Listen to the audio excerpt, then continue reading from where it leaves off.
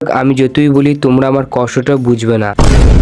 Hi guys, welcome back to my new blog. তো বন্ধুরা, তোমরা সবাই কেমন আছো? আশা করি খুবই ভালো আছো, আর আমিও বেশ ভালো আছি। তো তোমরা সবাই দেখতেই পাচ্ছ আমি প্রতিদিনের মতো আজও কলেজ যাচ্ছি। আচ্ছা, অনেকটা হেঁটে আসার পর একদম রোডের ধারে আমার প্রিয় পরোটার দোকানটা দেখেই ঢুকে পড়লাম। ভাবলাম কলেজ যাওয়ার আগে পেটটা ভরিয়ে নি। তাই কাকুকে বললাম চটপট 4টা পরোটা আর ঘুগনি দাও। বলা মাত্রই আমার হাতে পরোটা আর ঘুগনির প্লেটটা ধরিয়ে দিল, আর আমিও তাড়াতাড়ি আমার খাবার শেষ করে আবার যেতে লাগলাম কলেজের দিকে। তারপর রবীন্দ্রভারতী ইউনিভার্সিটি পেরিয়ে পৌঁছে গেলাম আমাদের কলেজ, কিন্তু ক্লাসে ঢুকেই দেখি এখনো কেউ আসেইনি।